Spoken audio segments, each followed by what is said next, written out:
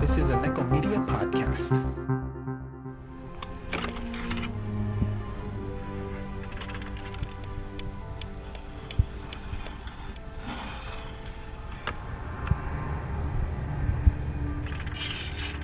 What's your pleasure, sir?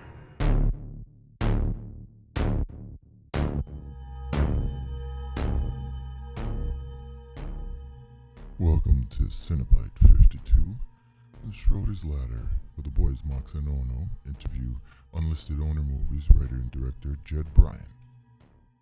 Lucid dreams, fuckers.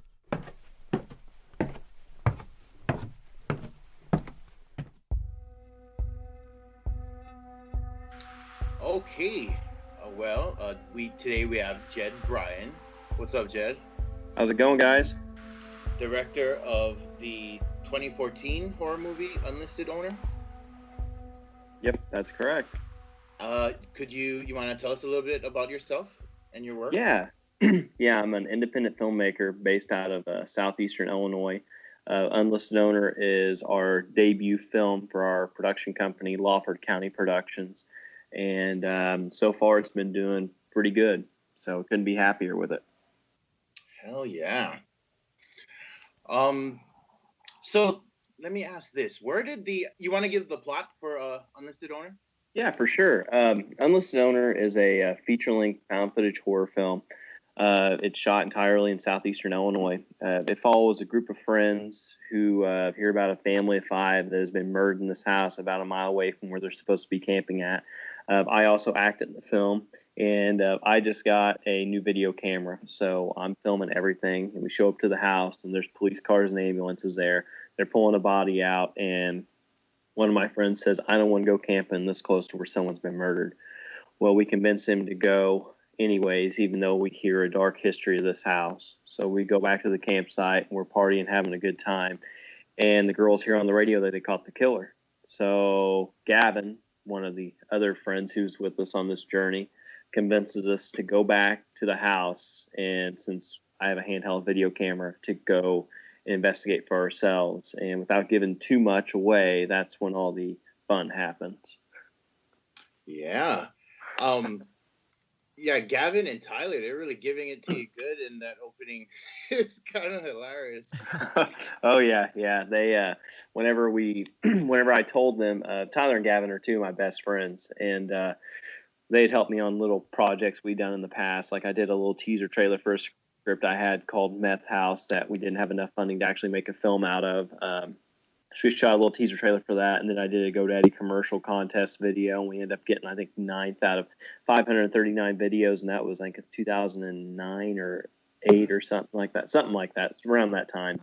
And we kept talking about making a feature film, so I kind of, thought, hey, let's try to make something that we can actually fund ourselves. And Tyler and Gavin were both like, they don't act anything like those guys in the movie. And they just kind of said, I'd like to try to play kind of like a character like this, like kind of a douchey character. So kind of wrote that into the script. So, and they did it awesome. I mean, a lot of people hate them, but I just love it because it's so funny seeing, your friends that like act like complete douches. It's just funny.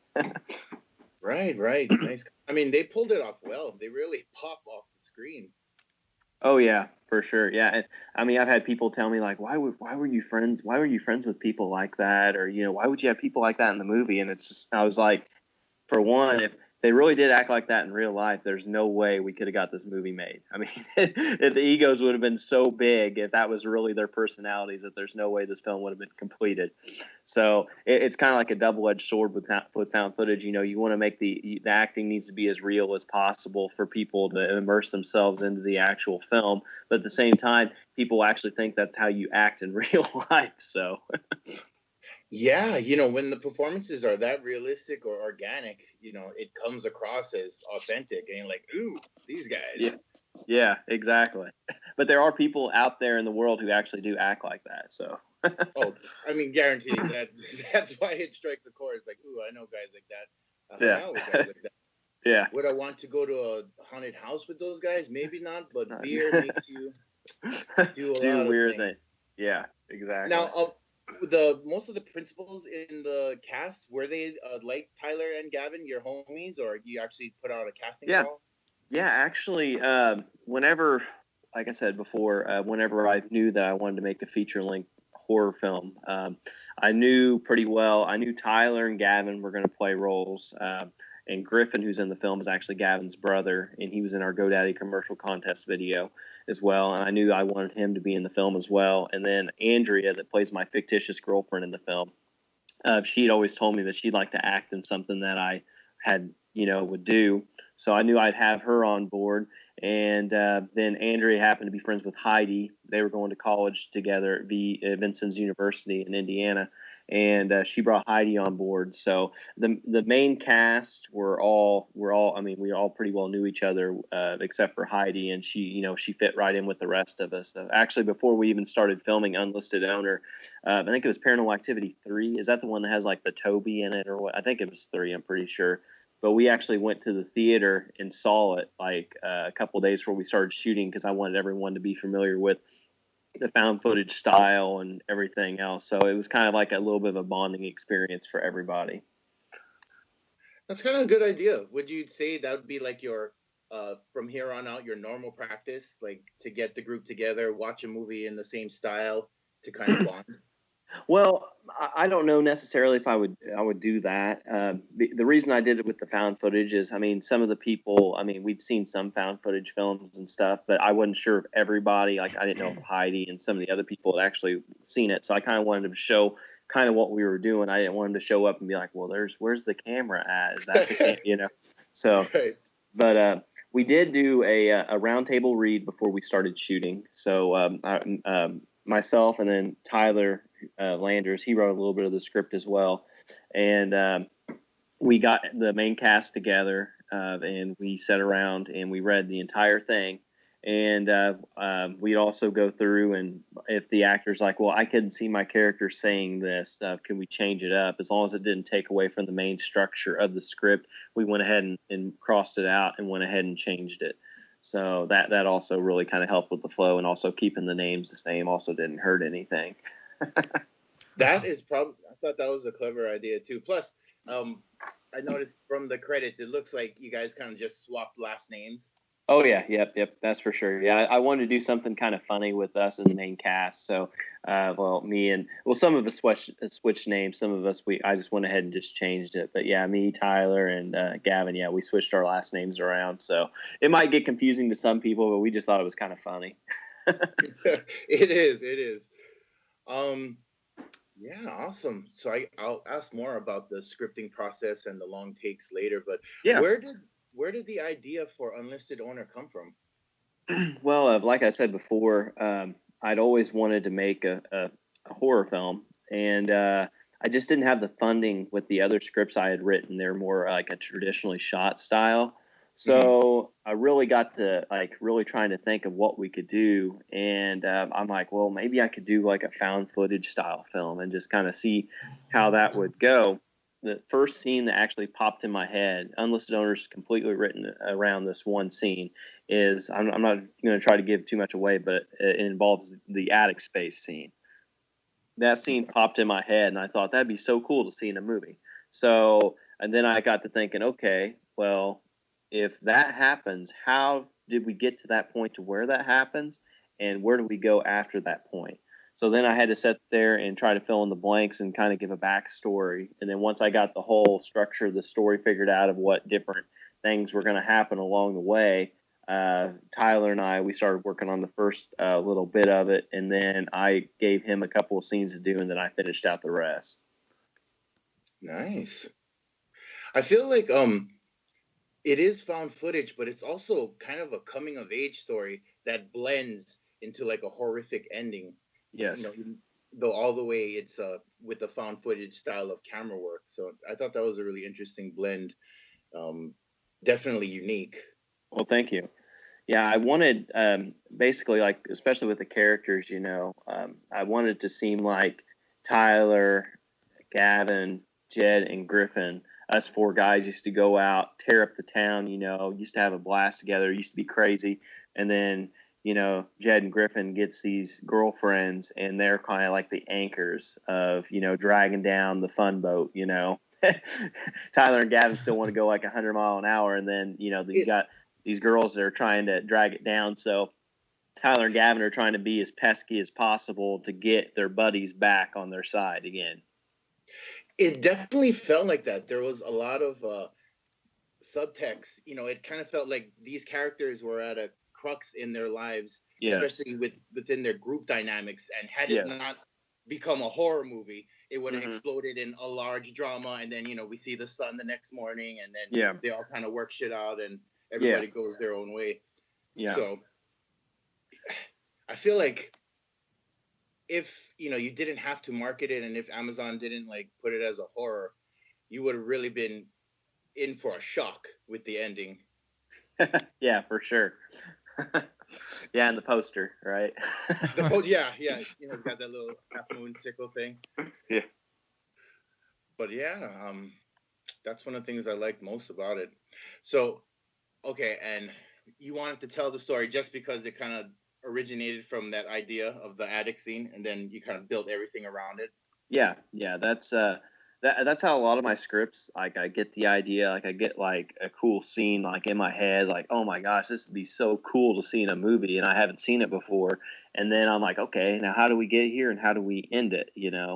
That's how I do most of my scripts, is I come up with one little scene or idea and just kind of work around it.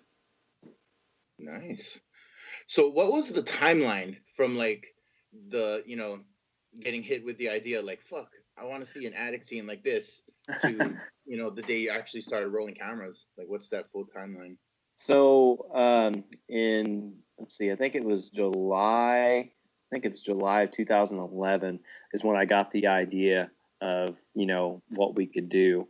So then in August, I came up with the structure of the story I wanted, and Tyler and I started working on the script, and I finished the script in, I think, mid-September. I had everybody casted by that time. And then I think throughout October, I think it was maybe a little bit into October is whenever I had all the locations and we started filming. And I thought we had finished filming by, I think it was June of the following year, because we had the newlywed couple scene, and I had to wait to try to make it look like it was a difference of time of year. And so then we put the whole thing in the editor, and then I realized that the film was only 50 minutes long, and I just went, oh crap. So whenever I'd originally written the script, I had a little area that said road trip scene if needed, because I knew that was going to kind of space out the middle a little bit more than what I was wanting, really. But we ended up going back and having to actually re-add that scene. And then we, I think it was, I think we finally finished filming, I thought, by 13. And we did a focus group showing in Vincennes, Indiana. And we had, I think, 110 people, 2 different nights, so it's 220 altogether, came, and we actually passed out surveys and let people fill out these surveys on what they thought of the film. And the number one question we got asked was, how hot were the girls? So that's the number one. But the number 2 one was people wanted to know more about the family of 5. So we went ahead, and I think it was the next month I had written a new beginning sequence, because originally the film started out with Tyler, Gavin, and I loading up the vehicle, getting ready to go on this camping trip. So we actually went back, and I actually did like a little bit of a casting call for the original family of 5, and then we shot that scene and put that in there for the new setup for the movie. Okay. And then after that, we decided to try to do the film festival route, which was, I think in 14 is when we started that, and it proved unsuccessful. We didn't get into one festival, and it was kind of demoralizing. Really? Yeah, we didn't get into one. We submitted to, I don't know how many different horror film festivals. I think we submitted to like Screamfest, Telluride. We even submitted some smaller ones and like Freak Show, stuff like that, and we didn't get accepted to not one.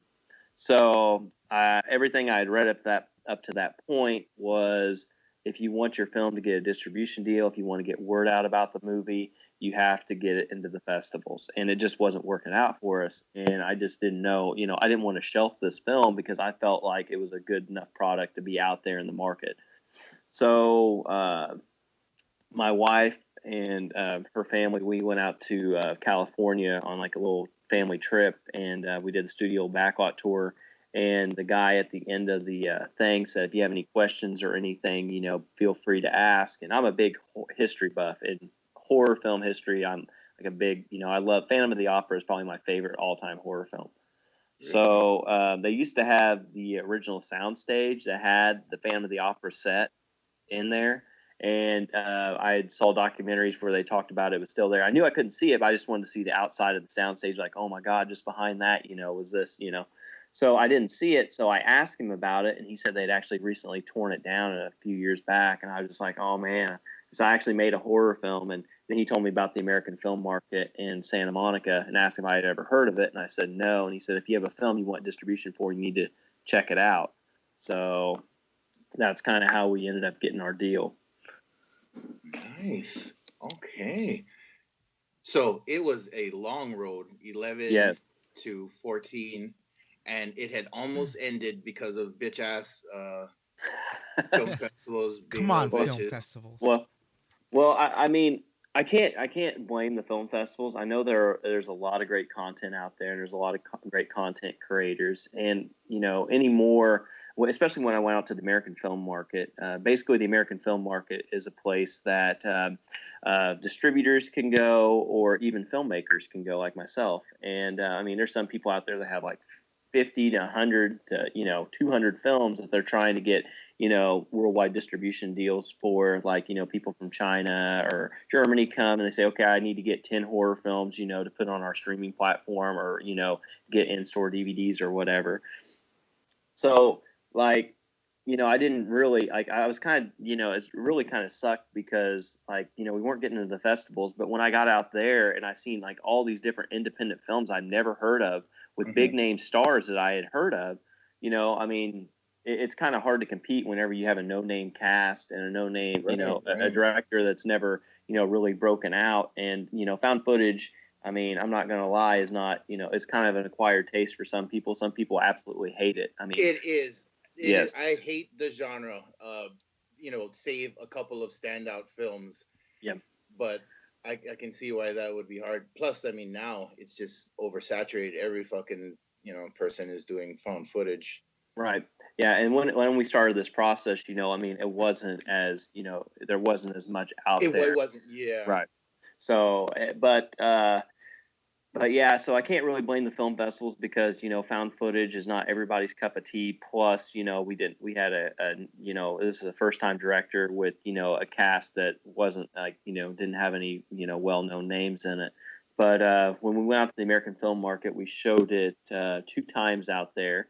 And when you go out to AFM trying to get a distribution deal for your movie, they give you they basically take the Lowe's Hotel in Santa Monica and they take all the furniture out, all the beds and everything, and they turn them all into offices. Like Lionsgate's there, Jerry Bruckheimer Films, Lakeshore Media. I mean, all these big name distribution companies, film companies are there. And then you have the mini booths, which is basically they take a hotel room and they split it in half.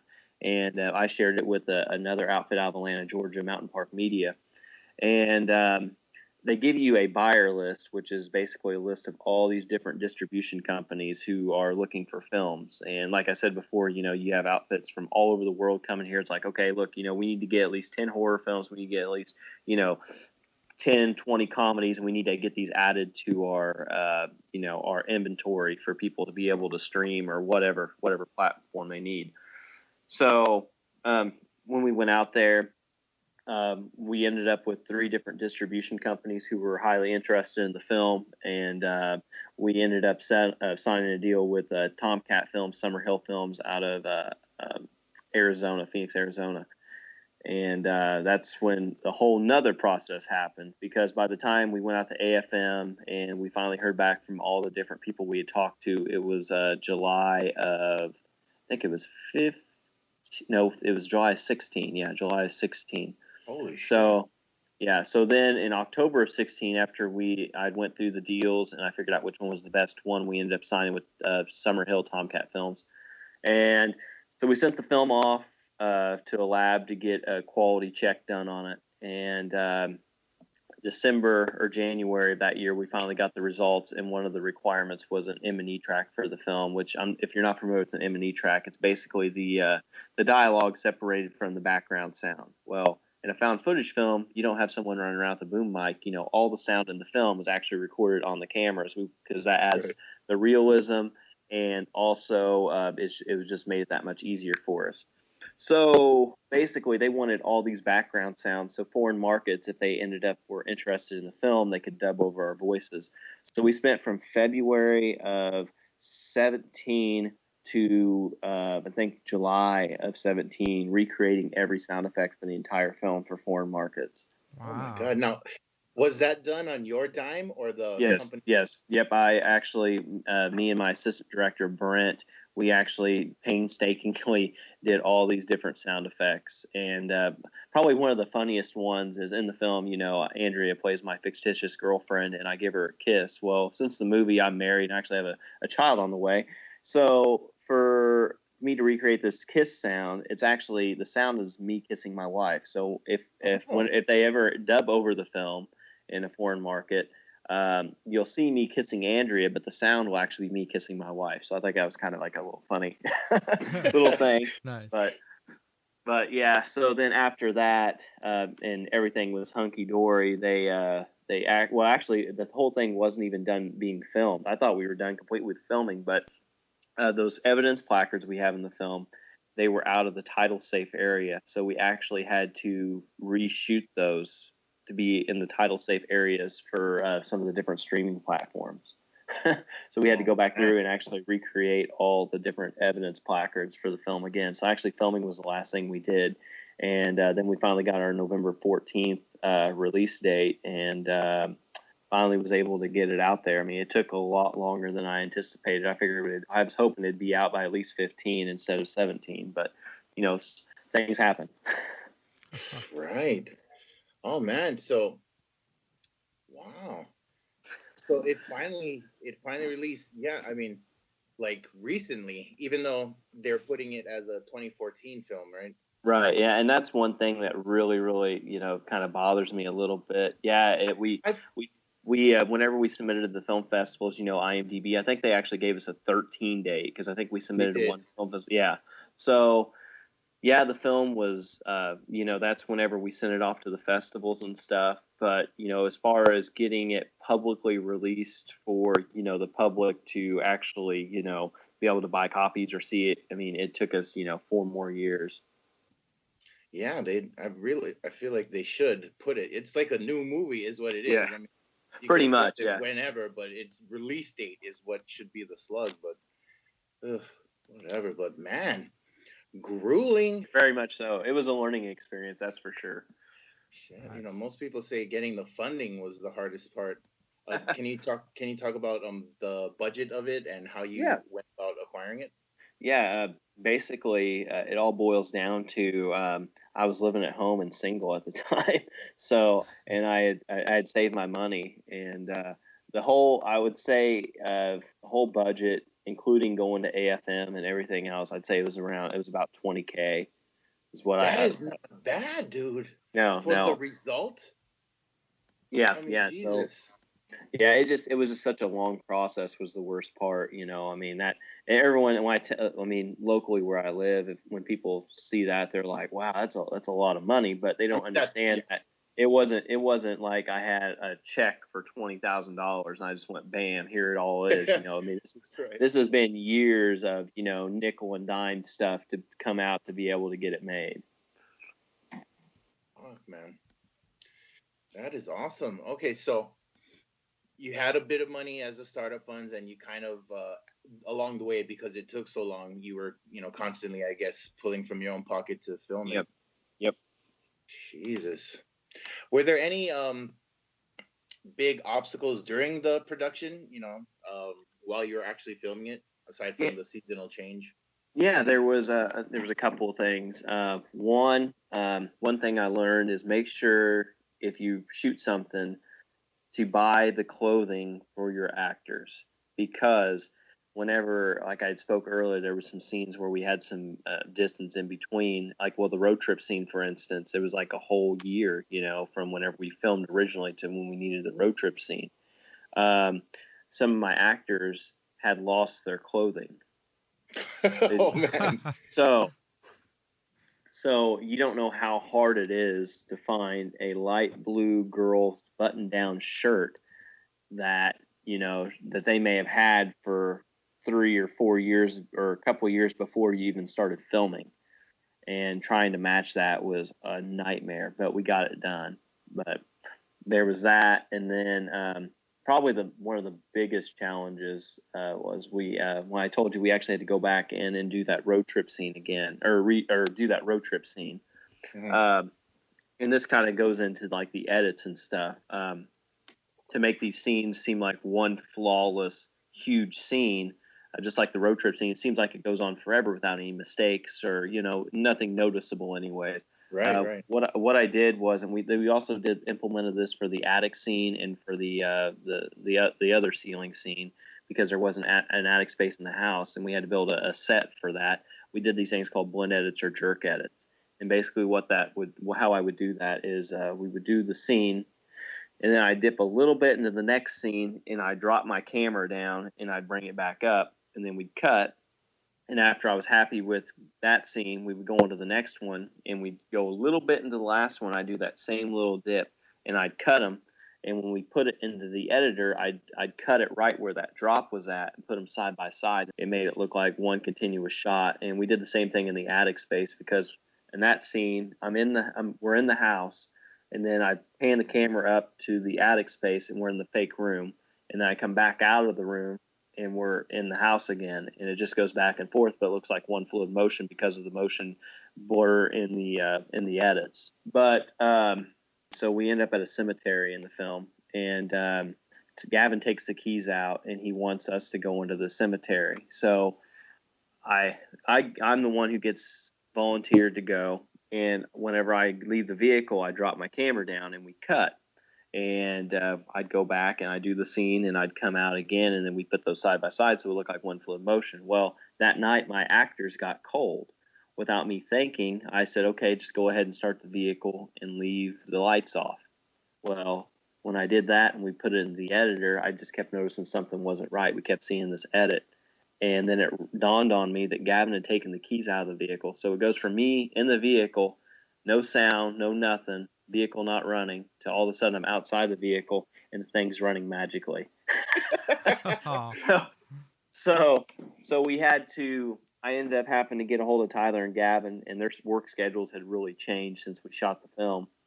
And I had to wait a few months for them to be able to actually come back and for us to be able to shoot that scene. And I didn't have to have my actors in the vehicle because they weren't in the shot. So that shot there was like, I don't know how many months difference there was in that scene to be shot. But yeah, it was kind of a pain to get done, but we got it.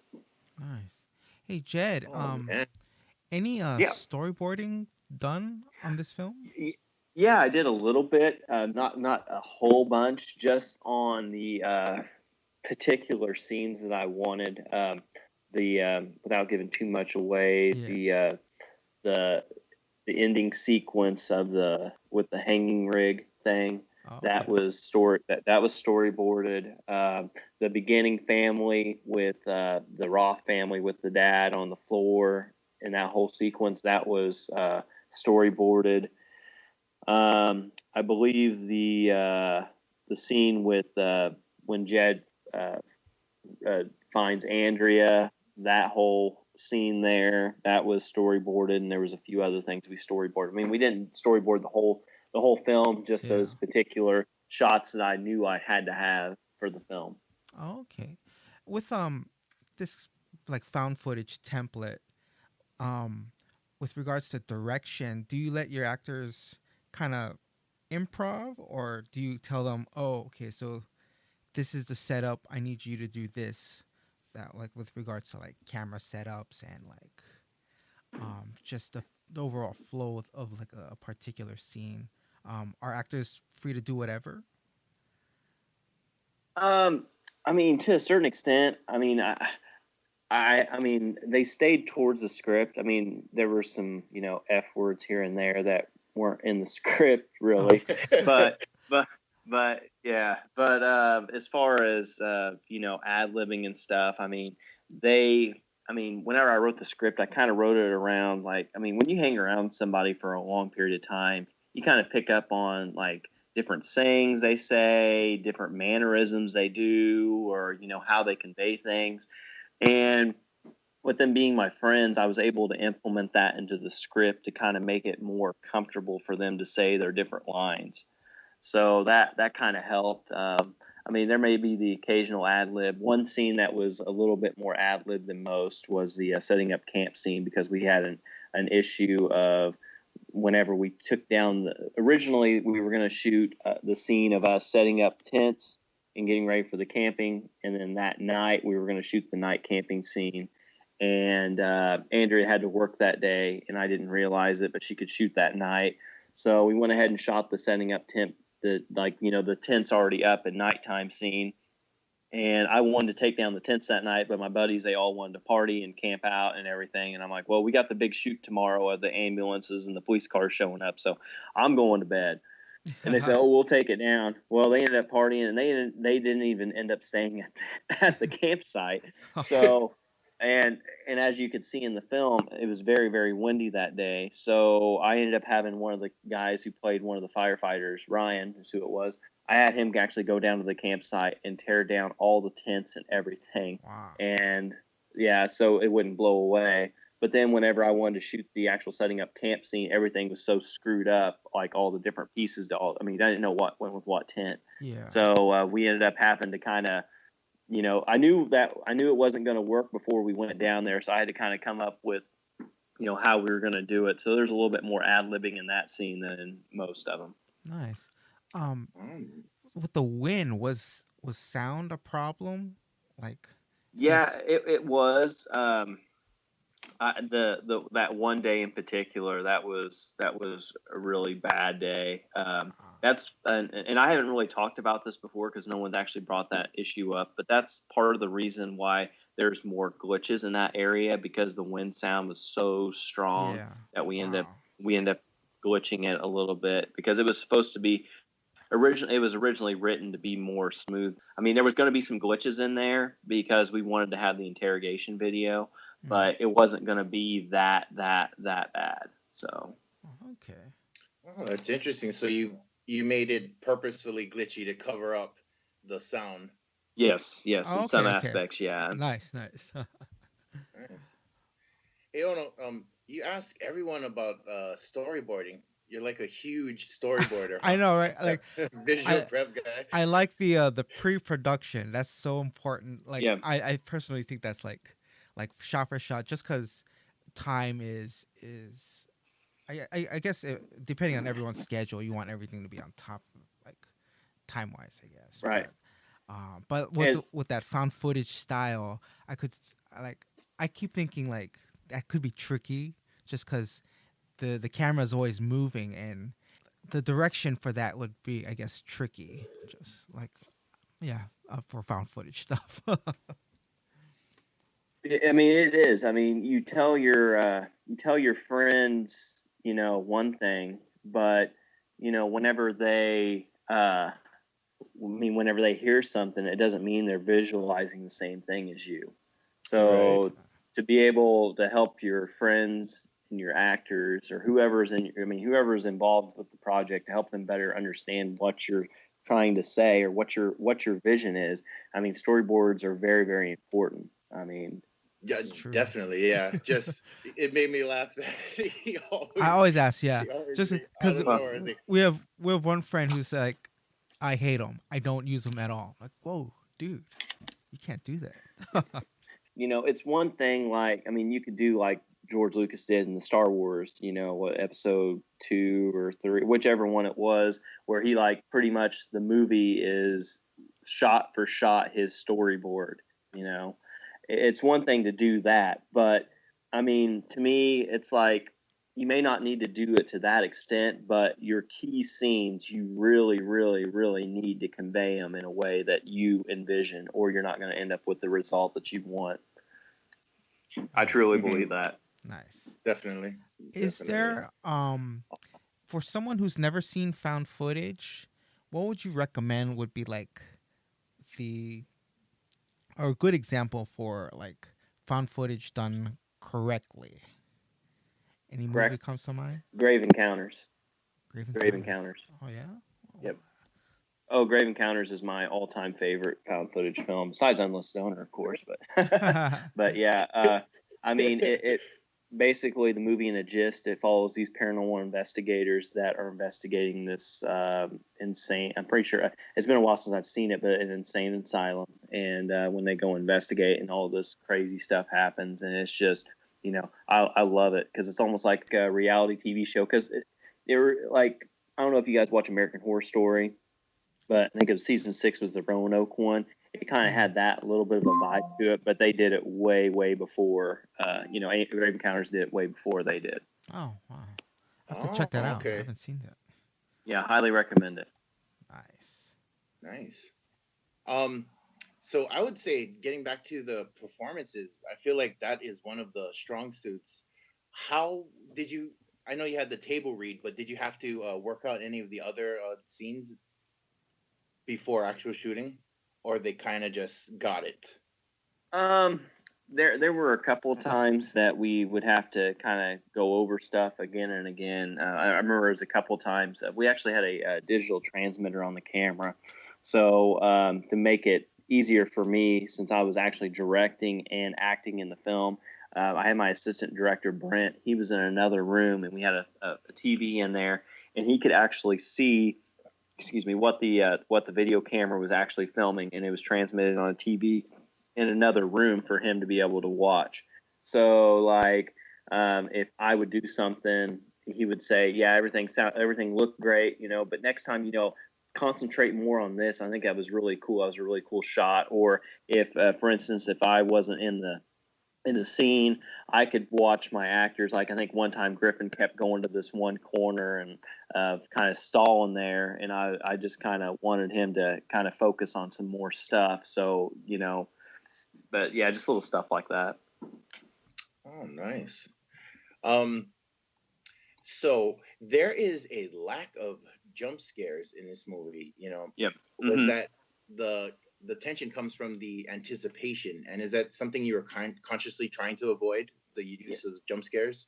I think jump scares have their place. I think you can overdo it a lot, and also one thing that really does help with jump scares is a musical score and sound. Yeah.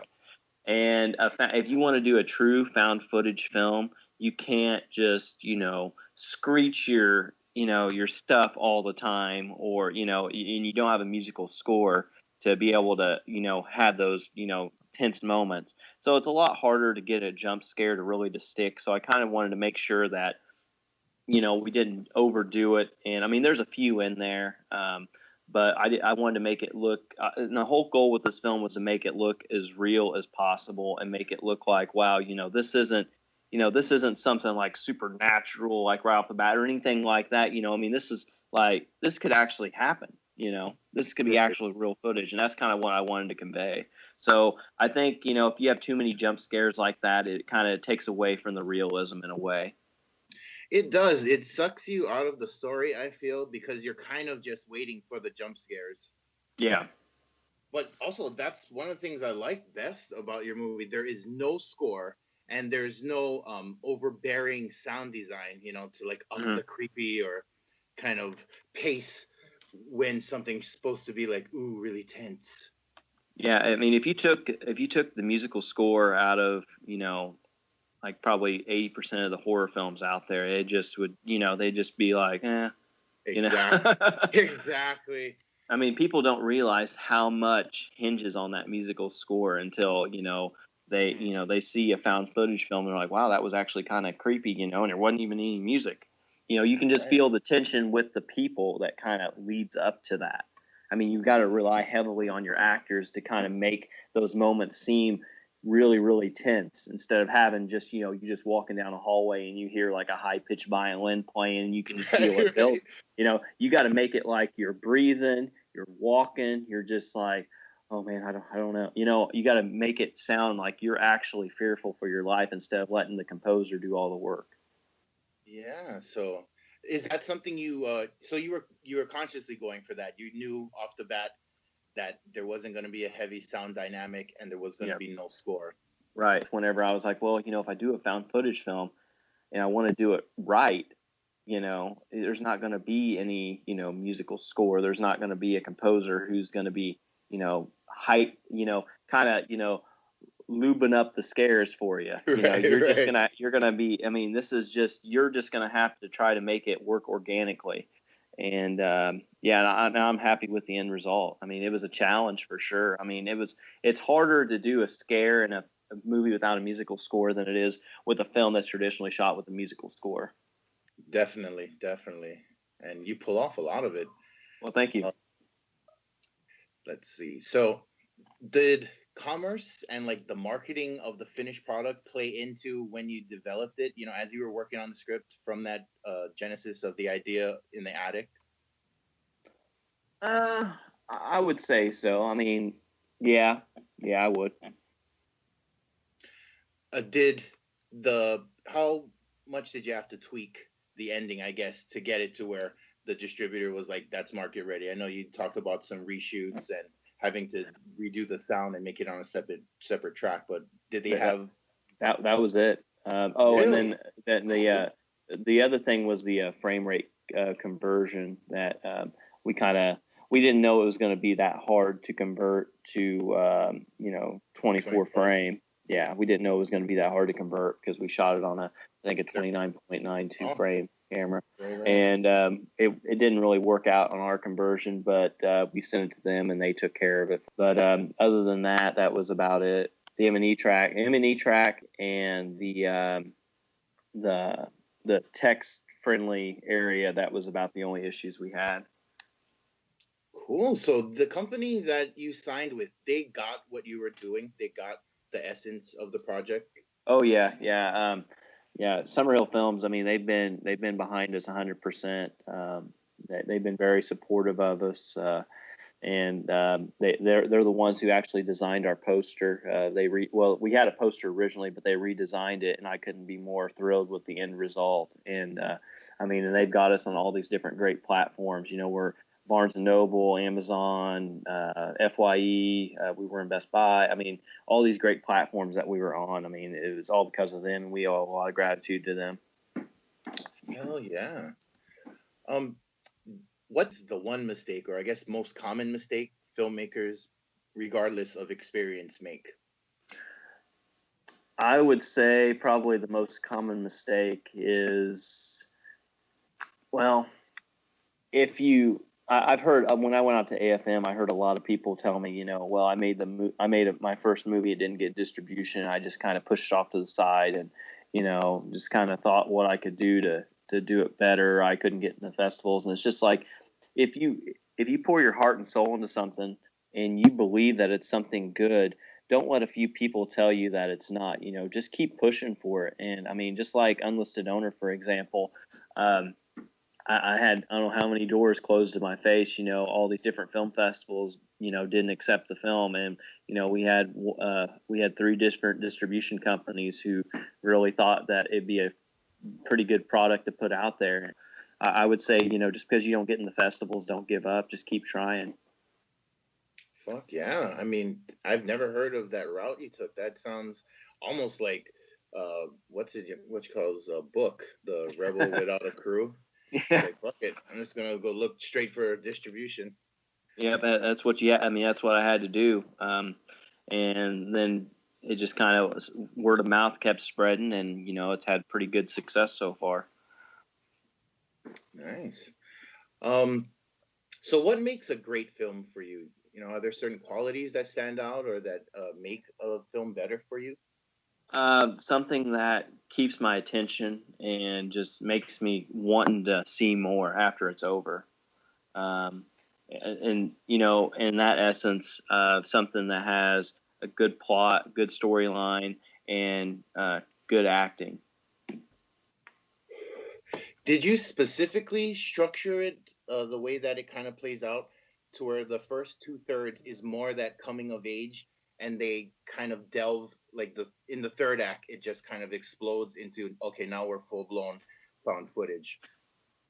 Yeah, I really wanted it to be something that people thought could be realistic. I wanted something that was actually a story of a typical day for a group of friends, and not have like all the different things that most horror movies have in it, to where they inject scares where they shouldn't be and stuff. I wanted to make it look like a real life narrative, and that's why it's actually a drama horror more than just a strictly horror. And Also, right. oh, and I was gonna say, and I've had several people tell me, it's just like it almost looks like a reality show gone like wrong, like took a turn for the worse. That is exactly what it feels like. When I first got a camera in my early teens, or late teens, early 20s, I would just carry that shit around and record whatever shit we were doing, and that's kind of what it feels like. And I know we used to go ghost hunting. That's like a big thing in Hawaii, and Oh, that's cool. kind of that's what it feels like. Like, you guys hanging out, somebody tells a creepy story, you guys get drunk, be like, dude, let's go check that place out.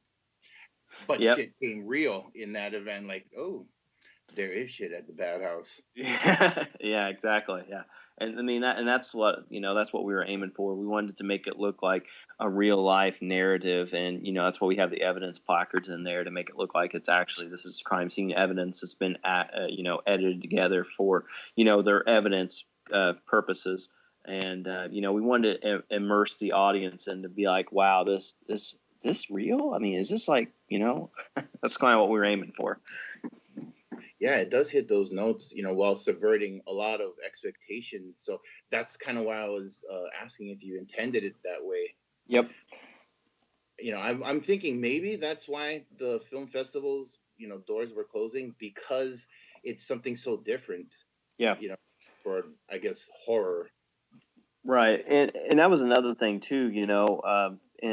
Like typical found footage films, they do the hard edits. I mean, I'm not gonna lie, there are a few scenes in Unlisted Owner where we do the hard edits, but I wanted to steer so far away from that, because I mean, just like the new Blair Witch that just came out, I mean, they jump back and forth between all these different camera angles, and you're just like, I don't know whose camera I'm like looking through, or and that's why I wanted to make it like one seamless shot. And if there was going to be a pause in time, or there was going to cut back and forth between two different cameras, I put the evidence placards up there to kind of cut the tension a little bit, and just make it to where it's just like, it's not jumping around quite as much. Yeah, I'm glad you brought up the new Blair Witch, which I kind of enjoyed, but you're right.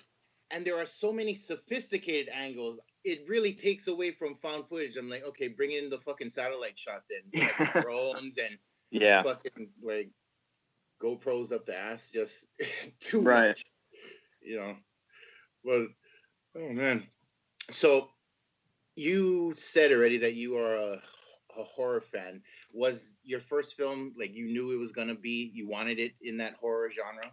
Oh yeah, the first script I ever written by myself it's called Meth House. These meth heads that have made this new experimental meth that makes them like almost superhuman, and the police officers that are trying to stop them, and these kids end up stumbling upon their lair one night.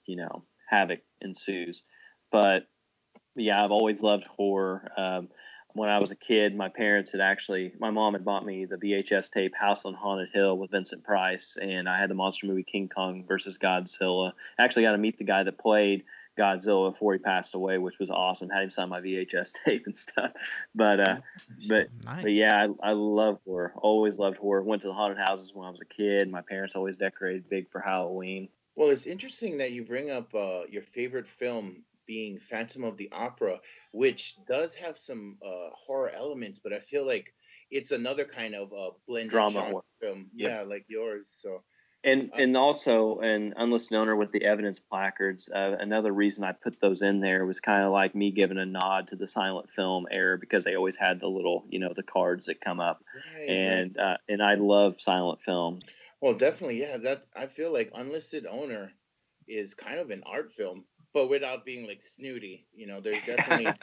There's definitely genre in it, but Yeah. it really is explorative. Well, thank you. Can you describe, if any, challenges of keeping dialogue-driven scenes visual and how you overcame them?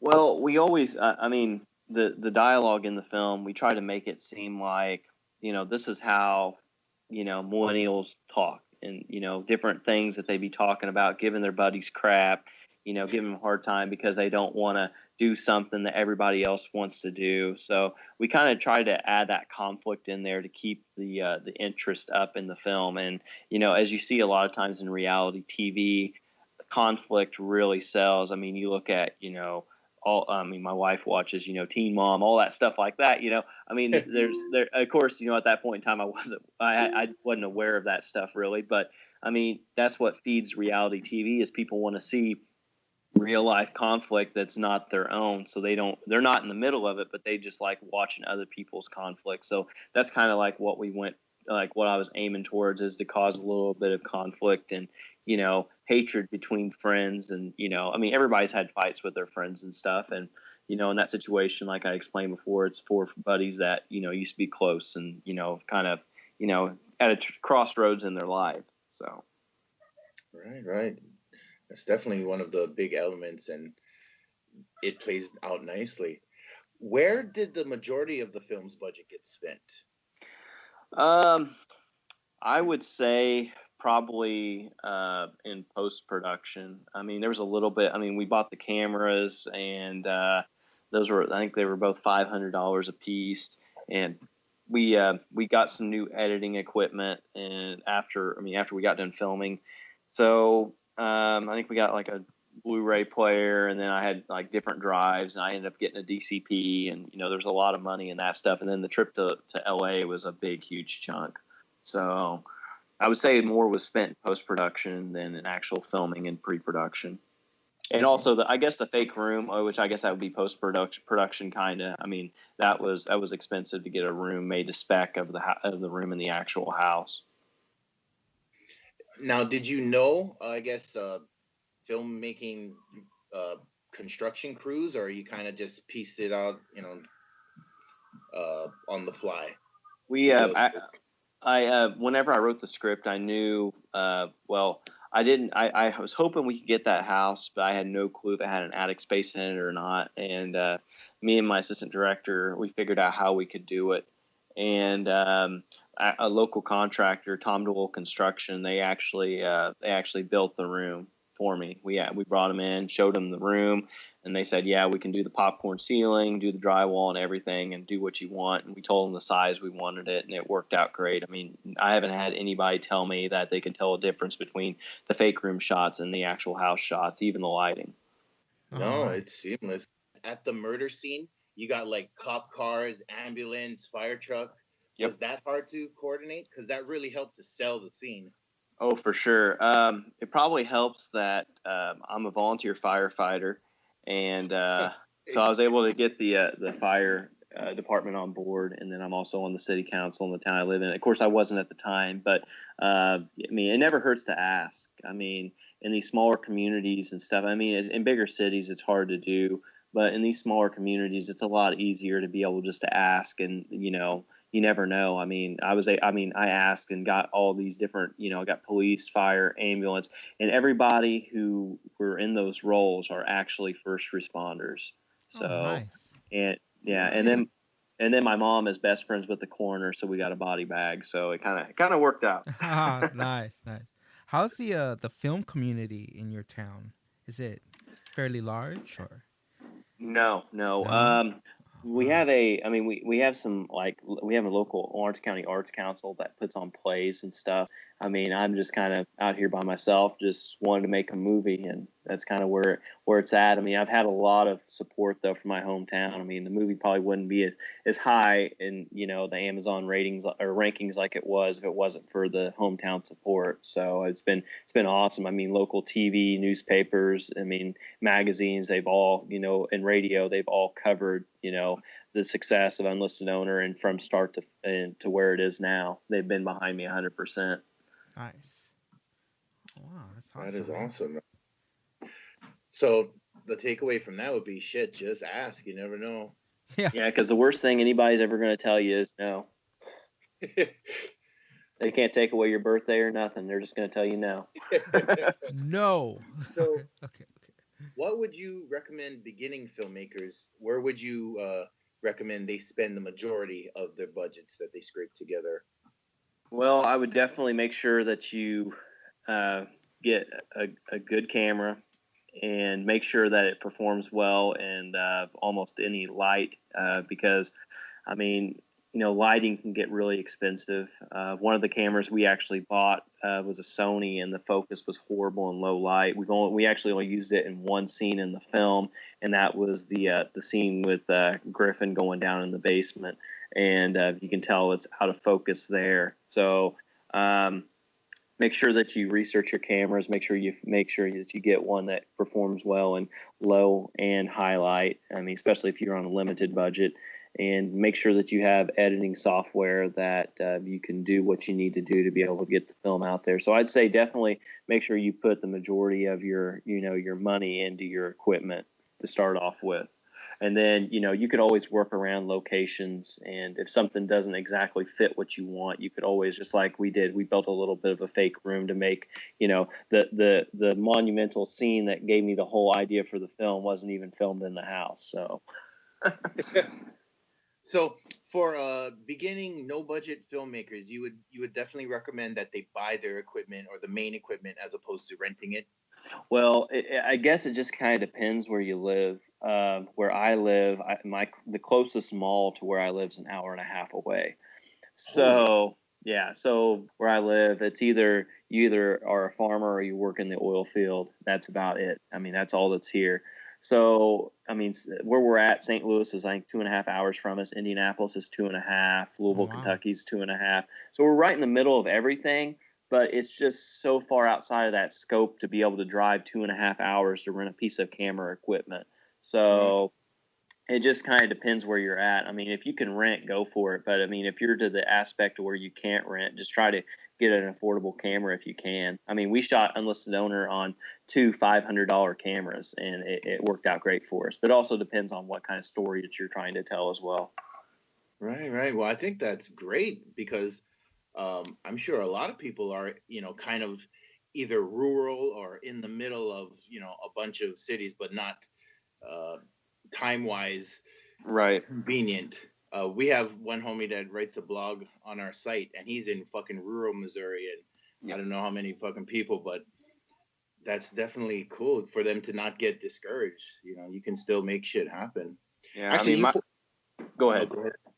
I was just saying, you pointed out that in one advantage of your small town was that you were able to pull together a lot of the pieces that made the production value up because it was small and kind of people know each other, right? Yeah. Oh, yeah. Yeah. Our town, Sumner, is only 1,100 people. So what do you feel are the biggest challenges that beginning filmmakers are going to face, and what is your advice on getting through them? I would say probably the biggest challenge is making sure that who you have around you who's going to help with your project are as dedicated to the project as you are. Because if you're shooting a film or shooting a short or shooting whatever, and you get halfway through it and someone's like, I'm bored, I don't want to do this anymore. I mean, you're gonna have to reshoot everything you shot. I mean, it's not like you're in a rock band and your drummer quits halfway through the tour and you just find another drummer and they can learn the songs really quick. No, you have to reshoot everything that you had. So make sure that you surround yourself with good, dedicated people, a good, dedicated crew, and dedicated actors. That's actually great advice. We got one homie, fucking same short. It's gonna run maybe 30 minutes max, but he's been working on it for 3.5 years because of that reason. He keeps having to recast in the middle of it, and it just is a monster. Oh yeah, it's frustrating. I mean, if you and that was one of the things, Andrea didn't really, she knew Heidi a little bit, but I mean, the rest of us were a pretty close knit group. And that was one of her fears was, I don't know how dedicated Heidi would be to this. And she was awesome. I mean, she was there every time we shot, worked out great with her, but it's a gamble sometimes. I mean, people, sometimes people's word is all you can go off of. And you just gotta, you gotta decide if you're going to take that risk or not. So if you can, try to surround yourself with people who will help you and be there from start to finish. Well, I know that your number one film is Phantom of the Opera. The other 5 in a top 6 of all time be? Oh man, I would say Phantom of the Opera, probably Frankenstein, Wolfman, Mummy. And then I would say probably number 5 would be, I'd say Nosferatu probably for me. Oh. Which iteration? The original or the remake? I would say the original, the one, 1922 one. Nice. I mean, there's so many different ones. It's hard for me to name them. Probably the one though that inspired me to actually be a filmmaker was Hostel, though, believe it or not. Really, I actually loved that film because it wasn't what I expected. It wasn't. I mean, it has its torture porn elements, but there's an actual story going on. Yeah, and I kind of like the first time I ever watched it was in high school, and I was just blown away by it because I was like, wow, these, this is something that it kind of opened my eyes to real life horror, which Unlisted Owner is. There's a lot of real life horror elements in it, like stuff that could really happen, and not so much as supernatural and stuff like that. And it kind of, it really scared me. It's like, if I would go to another country and, put my trust in some new friend that I made and ended up in something like this, I can see how all this could happen in real life. And it just inspired me. And actually the original family of 5 at the very beginning of the film, they were the Roth family and named in honor of Eli Roth. Oh, nice. Would you say he's your favorite director these days or one of them? Oh yeah. He's like I said, he was the one that kind of like inspired me to, start writing these ideas I had for horror movie scripts and stuff. Cool. So I guess what's next? Are you going to stick within the horror genre? Do you have an idea that you're working? Yeah, I mean, I haven't really started on the next project yet. It just kind of depends on, how well Unlisted Owner does and what funds we get in from it. It just kind of depends on that. I mean, I would love to shoot a traditionally shot film, like Meth House, for instance. I would like to do that, or one of my other scripts. But, depending on the funding, I mean, Unlisted Owner 2, I'd like to do that possibly. I mean, there's people living in the house currently, but so that might be a little bit more difficult to work around, but we'll figure out something one way or another. Sequel, nice. That'd be awesome, man. Yeah. And your distribution deal with that company, is it on a per project basis, or they've kind of contracted you out if you do make other films? No, this is just for this movie, pretty much. So I would hope, like I said, the next film we do, hopefully the distribution part will be the easier part than the actual filming instead of vice versa like it was this time. Do you feel that you'll go the same route as far as straight to the distributor, or do you think you'll go back to the film festival circuit? I would like to try the film festivals. I mean, since I've never actually got to do that, I mean, I feel like I've done a lot of stuff now. We actually showed Unlisted Owner in a actual movie theater. The show played Cinema East in Evansville, Indiana. They got a big IMAX also in that theater. We didn't show it IMAX, but in the theater right beside it. And we actually had 99 people come see it in the theater. So, I feel like, I mean, the movie's on Amazon. It's, in the Barnes & Noble store in Evansville. I mean, it's, I've hit all these different marks, and the only thing I haven't done is I've never gotten to a film festival. So I'd kind of like maybe the next one, I'd really like to try to maybe see if I could get somewhere. Nice. I think you will. I mean, you pulled off a really great project. with Thank you. a relatively small budget, man. I mean, $20K for the product. I think it's just excellent. Yeah. Well, thank you so much. So do you have any last words of wisdom or advice to potential filmmakers, writer directors out there? Don't get discouraged, and the worst thing anyone can tell you is no. And just, if you have something that you create that you believe in, just keep going for it. Don't let everybody else tell you, when you gonna. That was the worst thing about, Unlisted Owner being, taking that long from being filmed to getting a distribution deal, was people would be like, well, when's your film going to come out? Or, hey, I heard your movie got distribution. What's this movie about? And it's like, well, it's the same as the other one. Oh, you still working on that one, huh? It's stuff like that. It kind of, irks you a little bit. It's like, you're feeling very frustrated because you created something and it's just not getting out there like you had hoped. And you just got to keep going and don't let it discourage you. Don't get upset about it. And, you got to keep telling yourself, how many people do you know that have made a film? And just, let that drive you. That's true. And also, right, to realize it takes a while. Yes, it does. I mean, especially, I felt like I went through the school of hard knocks. I mean, trying to do the film festival thing, it didn't work out. And then actually having to go, to the American film market. And then, then to see the success of the film, make as high as 9th on Amazon's top 100 hot new horror release list is just, just amazing. Nice. Okay, man. Are there any shout outs you want to give? Well, I'd like to give a shout out to Kyle Glaff for sure for, setting this whole thing up. Oh, yeah. Thank you. Long live the void. And then, everybody that supported Unlisted Owner from the start to, new fans now, my wife, my parents, my grandparents, everybody, and then you guys for, having me on the podcast. I mean, I greatly appreciate you, getting the word out about Unlisted Owner and, helping support the film. And I really appreciate that. Yeah. Thank you for your time, man. Appreciate it. Yeah. So, if you've been listening, check out Unlisted Owner. It is on Amazon Prime's catalog, and make sure to rate it. Definitely rate it. Yes, please. And rate on IMDb too if you want to. Oh yeah, on IMDb too. Yes.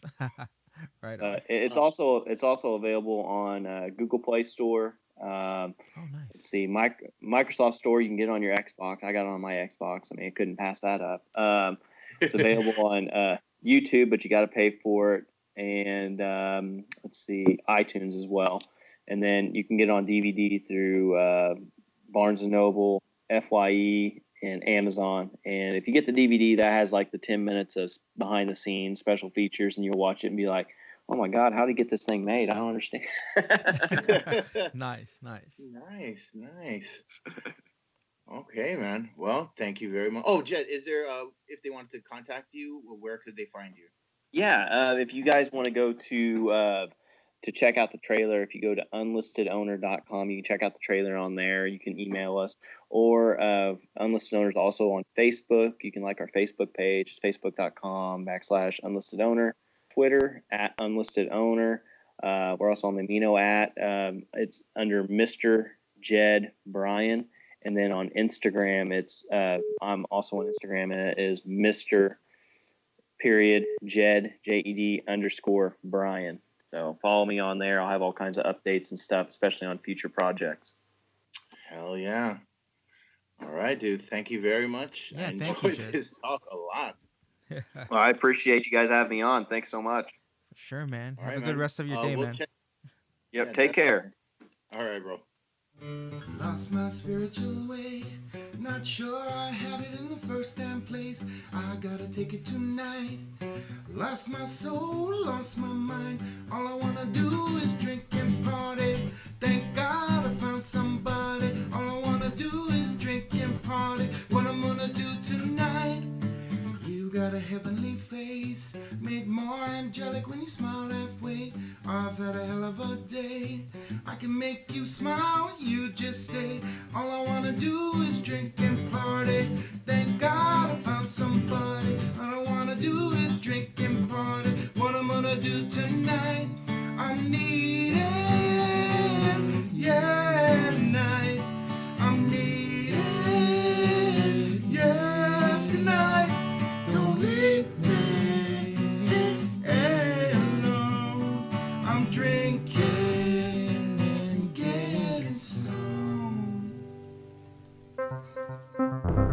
This is a Nekko Media podcast.